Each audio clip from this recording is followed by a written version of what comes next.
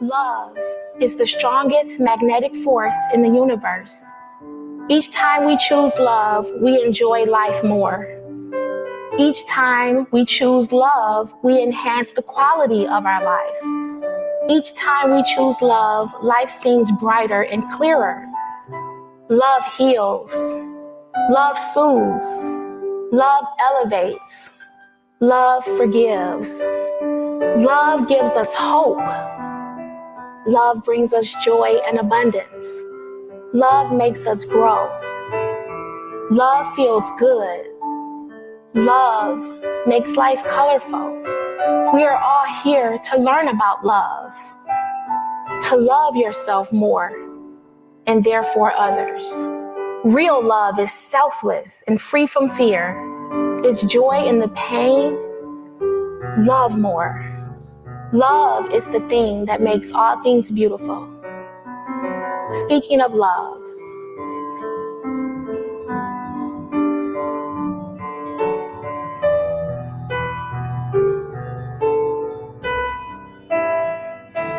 what an incredible way to honor her father and help others heal from the loss of a loved one due to suicide.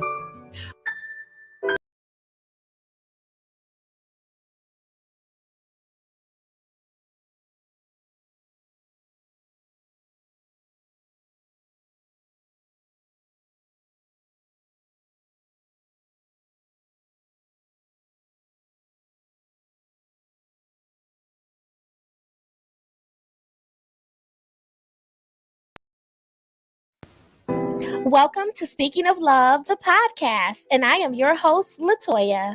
I created this podcast in honor of my dad, who was an amazing guy. He had an infectious laugh, and his spirit was magnetic. He was the type of guy who made everybody feel like somebody special.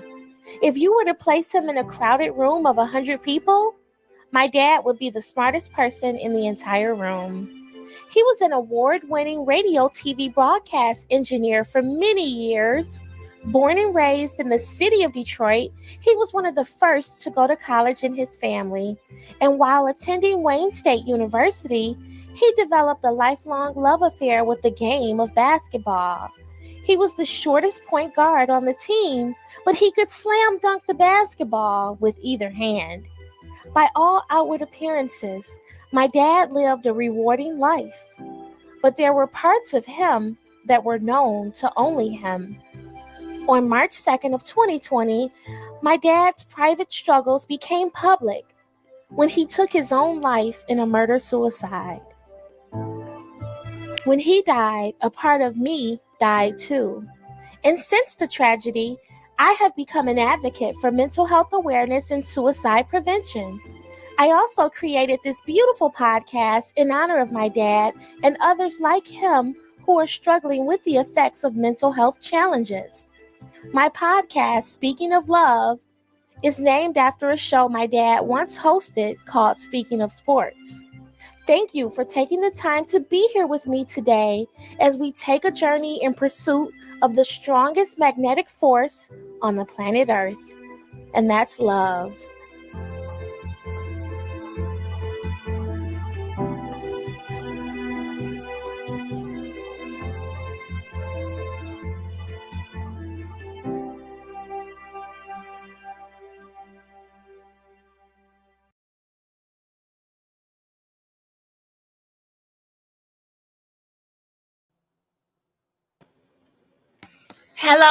Hello.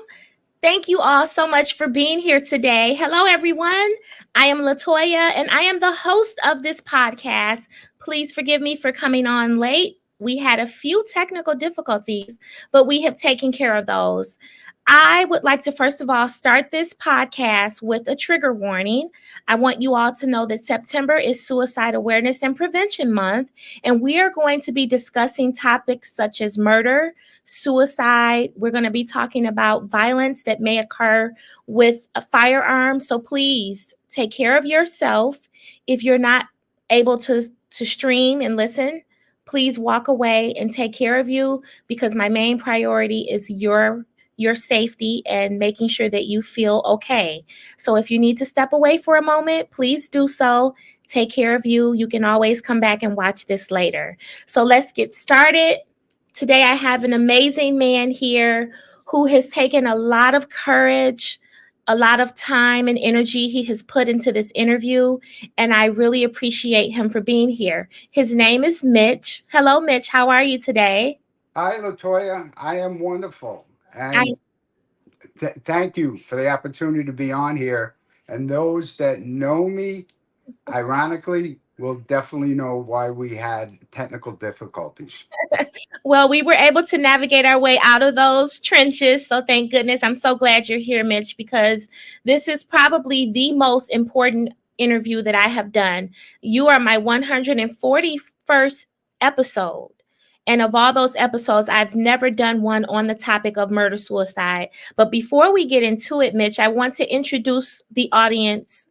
I want to introduce you to my audience. Mitch Maryanov is a retired carpenter. He has dedicated his efforts to helping suicide loss survivors. His story began on August 10th of 1990 when he was called by a family friend to see why his parents had been unreachable for 2 days. Mitch soon would come to realize that his parents both died in a murder suicide. From that moment on, his life was forever changed. Mitch is currently a founding member of the Murder Suicide Loss Network, which is the first of its kind in our country. Please help me in welcoming Mitch. Thank you. Latoya, thank you so much. The opportunity to be a voice for the community of murder, suicide, loss survivors is huge. And my hope is that we open more doors and have more dialogue about this difficult topic. Yes, it's a very difficult, complex topic. Thank you. So, Mitch, we're going to talk about you. I'm going to talk to you. If at any point you're uncomfortable, please let me know. I want to be as gentle as possible when we're discussing this relevant topic today. So let's just talk about Mitch. When you were growing up, what was life like for you? What schools did you attend? How was it? How was it just coming up as a young boy and transitioning into a young man? Well, it's, I would say, not an interesting, but rather common story. I grew up in a small town on the South Shore of Long Island, mostly in the 1970s, was my formidable years as an adolescent and teenager. It was a wonderful place to grow up, and I fell in love with the water. I grew up on the water. So, at a very early age, the Great South Bay became my playground. It was then and still today. Boating is a passion of mine. I came from what I would call a normal middle class family. However, in hindsight, there were plenty of red flags that I see in the aftermath of my loss. But my childhood and my upbringing was wonderful, happy, and healthy in my opinion. Mm, wow, that's beautiful. So, Mitch, you have created a foundation. You're one of the founders of the Murder Suicide Loss Network, which is the first of its kind. It's very unique and it's groundbreaking. I mean, you all are working hard and you are implementing new strategies, new programs. Your outreach to the community is growing. How did your life become touched by murder suicide? Well, as your introduction, my life was turned upside down in an instant. It was August 10th, I believe, of 1990 that I had been on vacation in North Carolina for a week. And as I came home, I got in it. It was a Thursday. You know, some things you don't ever forget. I got a phone call from my mom's closest friend that she was unreachable. And they only lived a block apart. and that was going on 2 days. But I had just come home, so I said I will get in my car and drive to my parents' house and see what's going on. So, uh, needless to say, I walked into the house. It was just an eerie quietness. It was about 9 o'clock at night. Summertime, doors closed, air conditioners on, and I went into a few rooms. As I went into the bedroom is when I found a sight ingrained in my brain forever. I found both my parents deceased in the bedroom. Without getting into details, I could say I found my mom shot in her bed, my dad shot as well, that you could tell it was done from his own hands. And Wow. the sad story to tell is that's when I became a survivor of a murder suicide. Wow. I'm so sorry, Mitch. That's gotta be devastating. And it's familiar. You know, I was thinking about you last night, Mitch, and my mind is always racing. I feel like I never rest. But as I thought about you last night, I said, Mitch is my soul brother. We have a connection because of what has happened, the tragedy. It's familiar. It's not the same, but the connection that you and I have, and I believe that we met for a divine purpose, and not just for you being here on the podcast either, but you have given me the strength and the support that I need to go forward just by knowing that there is another person in this world who has experienced the same type of loss that I have. And Mitch, I want to go over I have some information here. It says that murder suicides almost always involve a firearm. That's one thing. The killers in murder suicides are almost always male. It's very rare that a woman would do this. And it says that most of the victims of murder suicide are females. And it looks like about 600 people have passed away this past year through murder suicides. Would you like to speak on that a little bit? Absolutely. I like numbers and I do research quite a bit. The numbers that you just quoted are true, but in the reality of murder suicide, firearms are number one because they are the most convenient, and we know there's a firearm problem in our country, which is definitely something for another discussion at another time.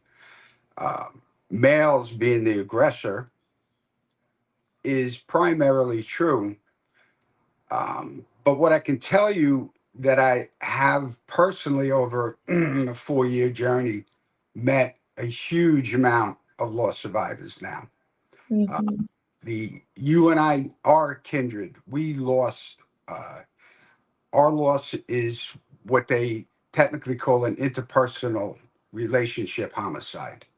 So a mother and a father, and I know yours is a stepmother, but mine was. But there are just so many circumstances, whether it be a dad and his wife, stepwife, a brother, an uncle. I've met where the wife was the aggressor and took the husband. Aunts, uncles, many children of all ages that have been taken from infants to adolescents and teenagers. I do find a connection when somebody has lost their parents because yes, that's similar to mine. But the empathy that I have for the whole community as I became a member and a leader in the group became very difficult to see the huge amount of circumstances that are in this complexity of what can be considered a homicide, suicide, or murder suicide. Mhm. So, Mitch, I want to go back a little bit. The weeks prior to the tragedy that occurred with your family, did you notice anything different? Were there any signs or red flags that would lead you to indicate that there was trouble in the marriage? You know, my my loss, I just crossed my 34-year threshold. August 10th, Mm, 2024 was 34 years ago. There are things I remember about that day that it could have been yesterday. Um, I was on vacation for a full week, but I had a very close relationship with my parents, especially at their house, even though I didn't live there. I started and ran a small construction company that I started in 1983, not having a building of my own. I used my parents' garage and their yard as my private construction yard, keeping materials. I was there for dinner every Friday. Um, I saw them all the time. mm, I saw no what we would call red flags, other than in hindsight, looking at my parents' marriage growing up. It wasn't something out of the fairy tale books. There was fighting, there was discord.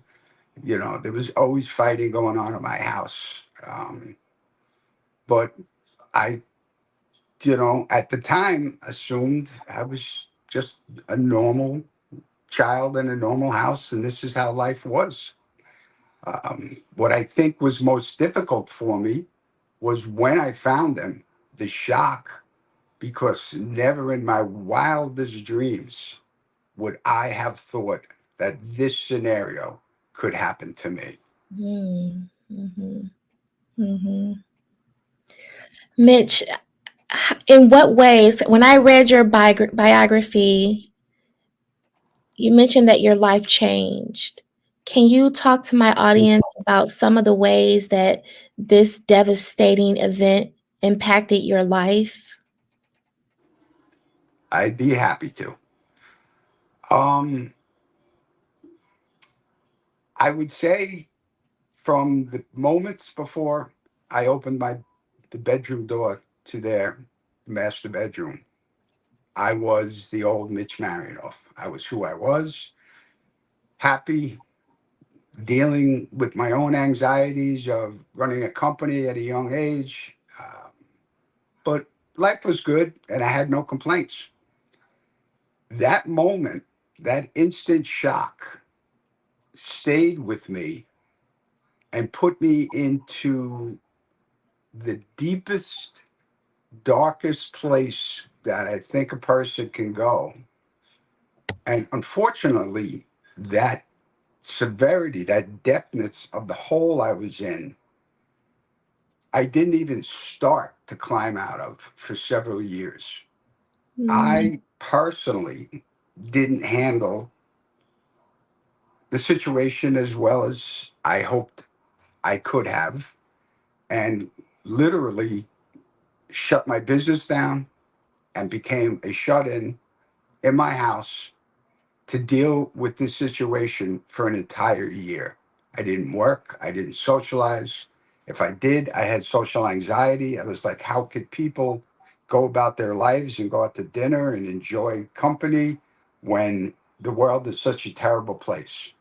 mhm, Slowly, slowly, slowly, I found ways to dig out of that hole. I can still turn around and see that hole. It's always there. And for me, I used to talk about the word resilience. It was introduced to me through some researchers that I've met. People have different levels of resilience, how they handle the situation. I meeting scores and scores of people in support groups I facilitate. Some mirror me. Some are just can barely talk the words they need to without falling apart, where others, you would think it's another casual day that happened. mhm, I was taught that that's a meaning of resilience, but just one quick thing. One of my members sent me a poem on Facebook about resilience. And the author, and I don't have it in front of me, so we have to give credit, is not myself nor my friend. Just that resilience. I don't want to be known for my resilience. I don't want to be known to be able to take a punch. I want to be known for I need help. I need softness. I need people to help me understand this. Being resilient is nothing to be proud of, to be patted on the back for. I like your perspective on that. So, Mitch, what was the turning point for you? At what point did you come out of the darkness and step into the light and come to the point where you wanted to use what you've been through to help other people? What was the turning point for that? There isn't a actual place in time that I could put my finger on and say, here it was. It's an uphill, ongoing journey that I'm still discovering today, 34 years later. Um, you know, I, I prepared, of course, a lot of stuff for things that we were going to talk about, and I'm already off topic so much. No, you're right on target. My mind runs way faster than my mouth speaks, and sometimes that definitely gives me a problem. Um, the black hole, the spider hole I was in, lasted for many years. I unfortunately had to take medicine to help anxiety and antidepressant. Um, but all I wanted was time to go by. That was the only thing I had hoped and prayed for. After it happened, I was like, I want a year to go by. And a year went by and nothing was different. So Mm. I prayed for 5 years to go by. And 5 years came. And it was a little different, but not much. So I went for 10. I could say it about 15 years into my journey. Um, I was back up. My company was running. Life was fairly good again. And for whatever reason, whether it was a divine calling, I decided I had spent enough time hiding the fact of what I went through with and hiding from myself. Um, uh, I guess I was fortunate and lucky enough to run a construction company, which became my sole focus in life, which is good and bad. The good part about it is it allowed me to think about work and not think about my life. And the simplest way to say what that was just the coping mechanism that now what I've learned those are that I had been using. And Mm. I just knew at around the 15-year mark that I would like to be an advocate to speak to people. But yet at that point, I still had never met somebody that was a murder suicide loss survivor. And I may have only run into less than I can count on one hand survivors from suicide loss. So it was really a blind, unknown topic or discussion that I've had ever. But at about 15 years is when at least I knew somewhere in my future this was going to be. Mm. Because Mitch, you weren't very open about what happened. It was something that you pretty much kept to yourself. Am I correct? Absolutely. I Yeah. think also for most people I've met, it's a quiet shame. It's an extremely taboo subject, Mm. even way more than silly word to say a standard suicide, because of course nothing is standard. But the complexity of adding that extra component of a murderer just makes it that much more shocking I've told the story at support meetings that in the early years, it made me feel like a rock star. And Wow. people look at that and I'm like, no, not a rock star in a good way. You Hmm. just feel that you're famous, that people can look at you and say, that's the person whose parents died. Um, Quick example is I was on a train into Manhattan alone in the year after my loss, and just walking around the train on the station, you think people are noticing you, but they're not. But this is how we feel, and it's kind of a common theme among survivors that I hear at support meetings. Hmm. So, Mitch, I'm gonna share my screen with our audience now. I want to go onto your website here and just we're gonna talk about the organization, the network that you have created, so that everyone knows I am a part of the network. I became acquainted with Mitch through a suicide advocacy group, I believe it was. And I was introduced to Mitch, and I'm now a part of his network. So we're going to talk about the Murder Suicide Loss Network. We're going to talk about its mission and what the goal and plan is for this organization. So I'm going to share my screen here. One moment. Okay, let's see. Okay, Mitch, we're on your website here. So this your network is called the Murder Suicide Loss Network. Tell us about this network. Like, what is the mission and the goal of this organization that you have created? First, Latoya, thank you for sharing this. Was thinking if I would be able to share my website on this podcast. Um, my technology is extremely limited, Mhm. so wonderful that's out there.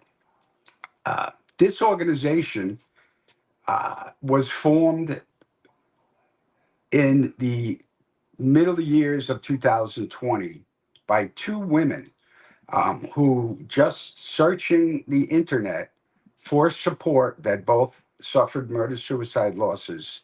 There was nothing out there. The original founder, a woman I became very close with, Brittany Noble McCarthy.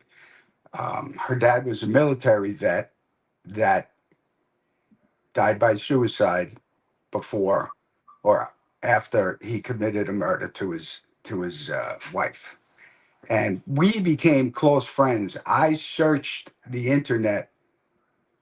Of course, you have to remember, in 1990 there was no internet. So I didn't have any places to go to look for support. So I tried a few organizations in person for suicide, for murder, for parents of murdered children, for homicide losses, but I didn't fit anywhere. Nothing was comfortable.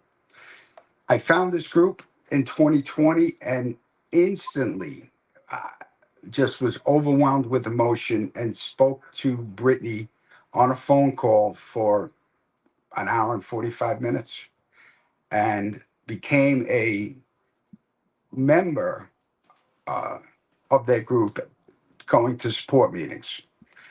They did it for several months. Two women that found each other, Sarah Cobb and Brittany.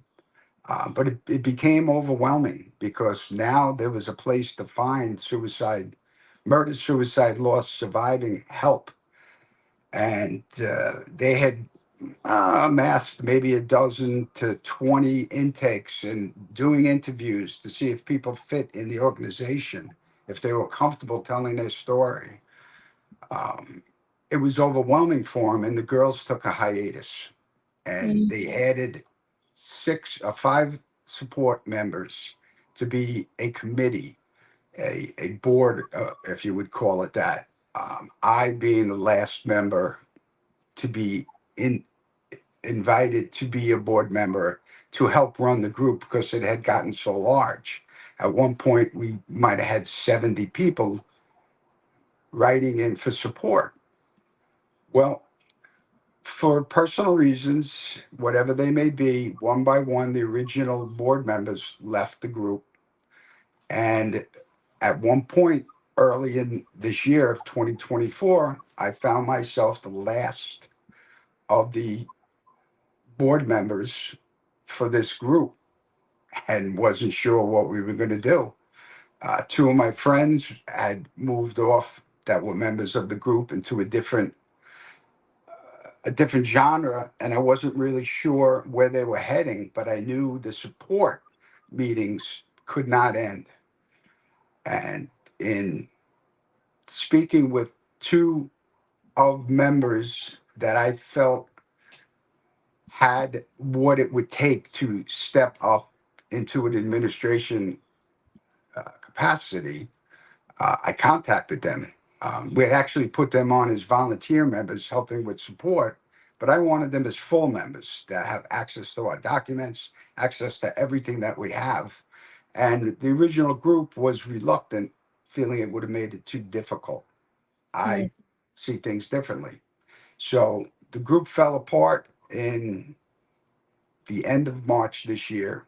And in speaking with one of the women I brought in as a volunteer, she just looked me in the eyes and said, "We this group can't end." So we never had a website. We never had this what you're showing right now. Uh, this woman in my group created this website. Her name is Jenna Howe. I was shown it and was flabbergasted. It was so beautiful. I'm like, why didn't we have this for the last 4 years? Wow. So I said, let's launch this.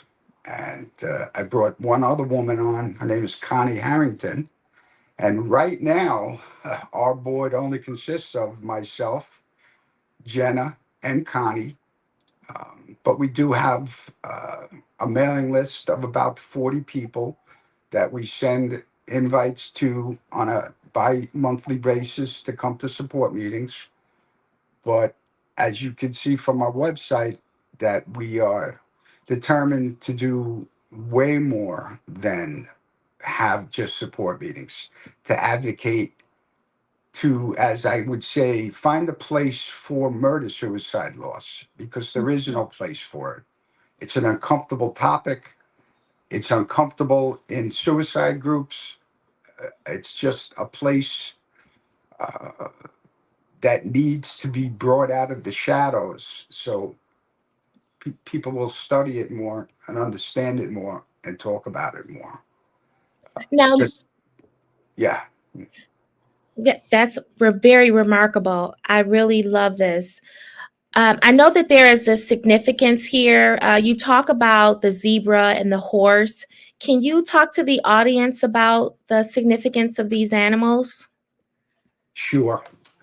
If you look on the website, there's a poem regarding a suicide loss survivor, not murder suicide, just a suicide loss that wrote this poem about the zebra, how he feels like a difference, like a zebra would in a pack of horses. A zebra and a horse have the same physiological build. Basically the same size. They have four legs, that same head. What's the difference? One has stripes and one could be different colors.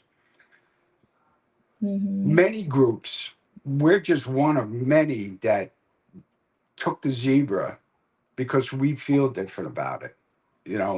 I can stand in a group of people. I don't look any different than you and me, but yet what's going on inside me? Why do I feel different? That's what we've looked to the zebra as, inspiration. Wow, that's amazing. I just love this. I really do. Wow. So, Mitch, I'm going to close up the website here because I want to be able to put the site here for others to connect with. So let me do that one moment. Okay. So, Mitch, I have your website here. I want people to jot this information down so that they can reach out to you.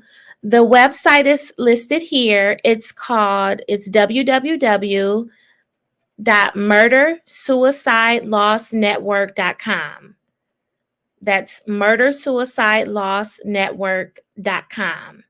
And as Mitch mentioned, we do have bi-monthly meetings, support meetings where we can go in and we can be in a safe space to talk about our grief, our loss, our fears, our worries. It's whatever we need. And he's there to help us with those things.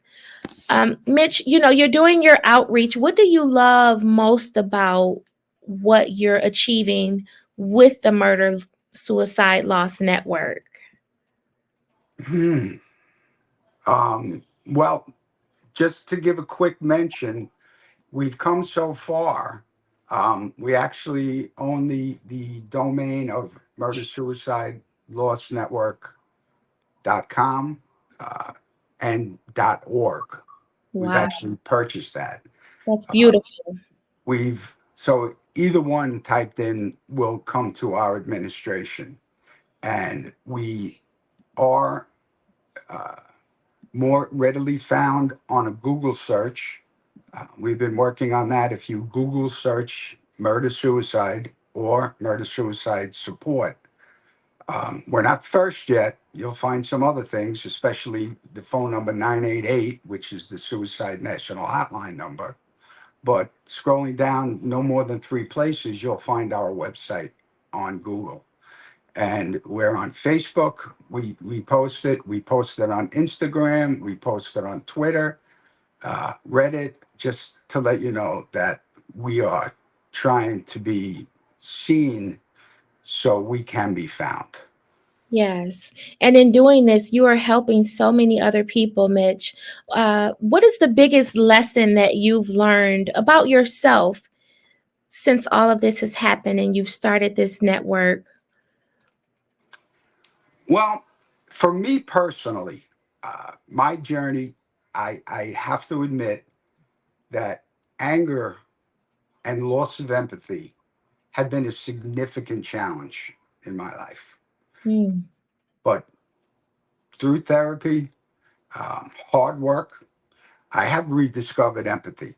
That honestly those words didn't come out of my mouth until about 2 years ago.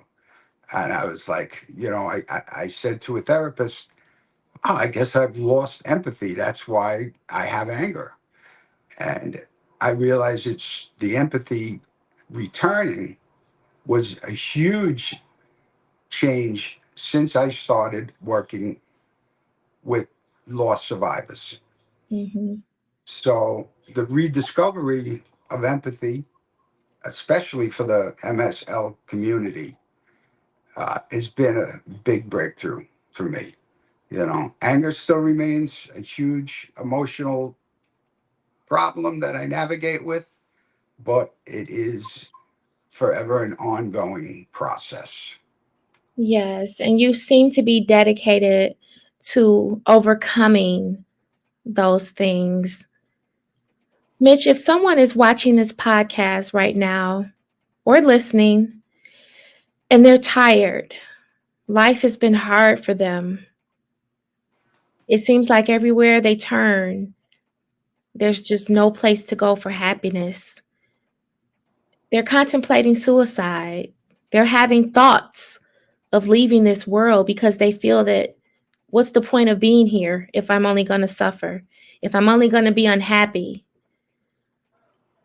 If someone is watching right now who's suicidal, what words of encouragement would you give that individual? This is indeed a most difficult topic. In preparing for our podcast today, it's one of the questions that I truly struggled with. While there might be standard answers to offer someone who is in distress, my question that I question myself is there really anything to dissuade somebody that has a determination to end their life? That's a rhetoric question, metaphorically, is there something? I believe it's crucial to help that person that might be listening to understand the impact of the actions that they're contemplating beyond themselves, because that's huge. We know that the human mind experiences many different thoughts, and most, if not all, I can't say all, but most suicides do stem from a mental disorder in your brain. Mhm. We do know in medicine today that there are drugs that can help stabilize that, but sadly, it's still an uncharted territory. Which drugs, what dosage, what combination, that's unknown. So the best thing I think I can do if a person's listening is to let them know that I offer compassion. Let that person understand there are consequences beyond themselves. And most importantly, not the person that's listening to me, but the other people, is let somebody know that this person is struggling. People struggle in silence. Mhm. Yes, they do. Talk to someone. And I also would like to put here the number for the suicide hotline here. The suicide lifeline number is 988. Just like in a medical emergency, you will call 911 for help. Well, now there is a line established to help you in your time of need.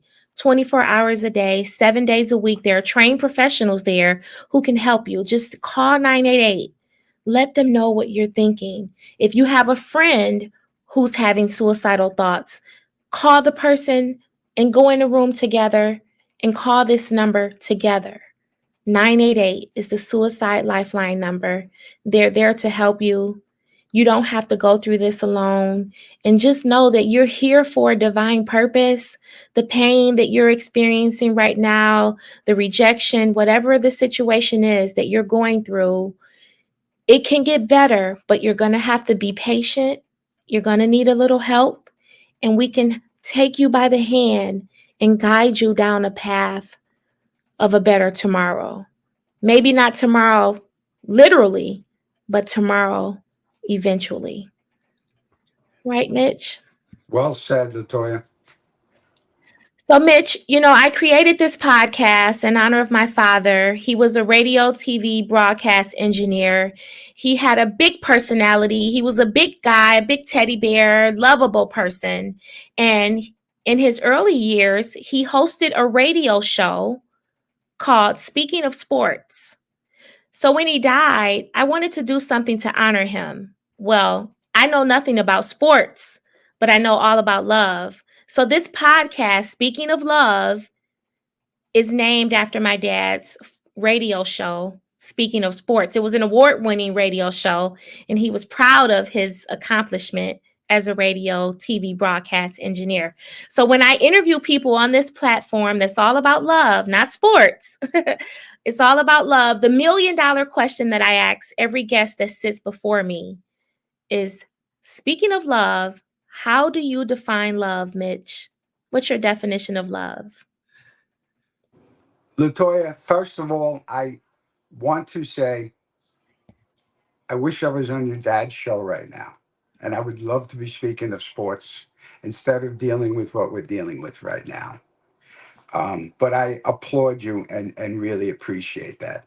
Here again was a question I struggled with. I guess for me, love comes in many forms. You know, I cherish many people in my life. Um, First and foremost is a shout out to my love, Sue. She's been my partner for 23 years. She's been through thick and thin. She wasn't with me at my loss, but from being around me for 23 years, she could tell you every iota of what there is because I sound off to her. I love my pets. My dog Jake is Aw. like he's like a emotional support animal. He's got to be a soul, reincarnated soul from somebody in my past. And I also cherish special belongings that I've accumulated throughout my life's journey. You know, Mm. not to sound materialistic, but things that have come to me in 67 years that I cherish, that I keep in a break front or something. Love is very complex. I feel it's rooted in the brain as well as the heart. Mm-hmm. You know, can the heart can't think, the heart pumps blood. But there must be some spirituality to the heart that it's talked about. I had once believed I earned a free pass to anger and loss of empathy from my experience. And I had that right to be angry. And, you know, at some points, I still believe it, but I know now in reality how unhealthy that is. You know, I have come to understand happiness and love are a state of mind that you must work on. And for me, it's an ongoing process. Wow, I love it. I love it. Oh my gosh. What a beautiful way to describe love. That's beautiful, Mitch. Thank you. Oh, thank you. I want to show a picture here of my dad in his studio here. This photograph I just put up here. This is my dad. I believe it was like in 1975. He was in the studio, and behind him you can see the logo there. Speaking of sports, so when he passed away, I wanted to do something to honor him, and my sister sent me that picture, and I thought, that's the perfect title for a podcast. And then I've also written a book under the same title, Speaking of Love. So it's truly an honor to have you here, Mitch, because the moment that I got the phone call about my father and his wife that night, I knew in that moment that I was not going to let him die in vain. I wasn't going to I wanted him to be remembered for the way he lived and not the way that he passed away. And just having you here is very important. This is a sacred platform. People reach out to me all the time and they want to come on, but I'm very careful about who I allow into this special space. So, Mitch, I want to thank you for being here again. Is there anything else that you want to share with the audience before we conclude our interview? I am very proud to be on your podcast, Latoya. Like you said, I think we met for a divine intervention reason. Um, I've read your book. I thank you. You sent me a copy. I can't speak too much because it's not out yet, but I was given the okay to at least share that I'm part of a collaboration on a book titled The Untold Stories of Murder Suicide.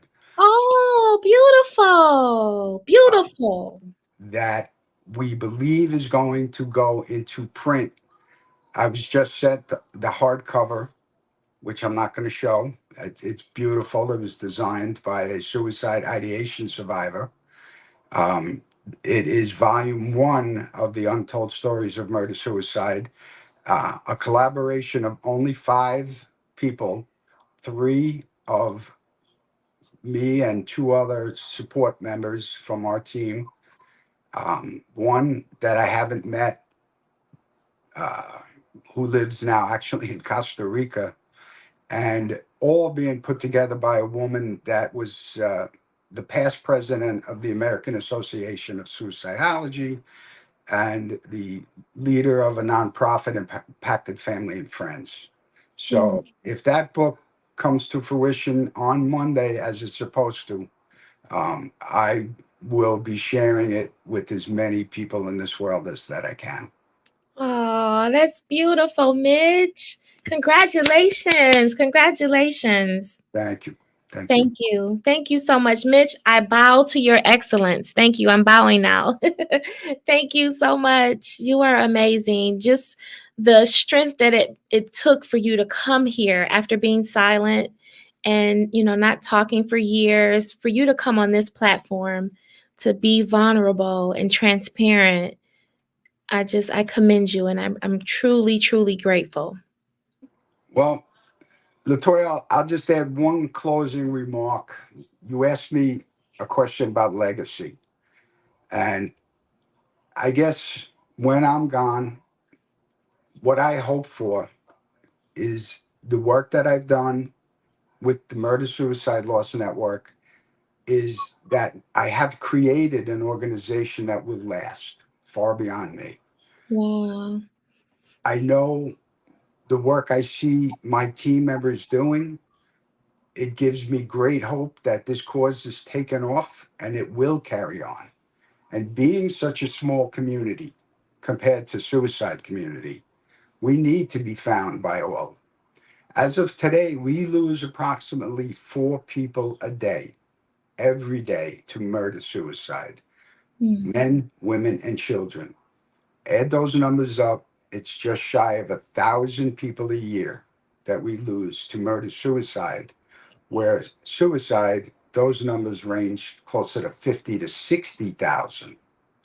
So my dream is none of this would have ever happened to us. But alas, that's a dream. So the reality here, we as a whole must step up and offer support, because that's all that this is about. Not to be silent, not talk to your friends who are going through things. It has to be a conversation that people are comfortable to have. And that's my closing remark. Wow, thank you, Mitch. When the pages of your life are reviewed and your mission here on the planet Earth is complete, you will be remembered as a champion for murder, suicide, loss survivors like myself. Thank you for being that champion. I thank you for having me on, and I promise to keep devoting my time to what is important right now. Yes, it is. Yes, it is. And again, if anyone needs to speak to someone or if you need to reach out, call 988. They're there to help you. And Mitch, I'm going to put your website up one more time. If you'd like to reach out to the organization, it's murdersuicidelossnetwork.com. That's murdersuicidelossnetwork.com. There is an area on the website where you can enter your information if you'd like to be contacted. Mitch and his team can get in touch with you. And Mitch, as soon as your book becomes public, I'd like to talk about it here on my platform and help you get that promoted off the ground. So thank you all so much for being here. This concludes my 141st episode of Speaking of Love. This podcast will live on YouTube. It is going to be on Facebook, and then it's available on all major podcast platforms. So that's Apple Podcasts, Google Podcasts, Spotify, SoundCloud, everywhere. Speaking of Love. So thank you all so much for being here, and I will be back next month with another episode of Speaking of Love. Have a great day, everyone. Thank you.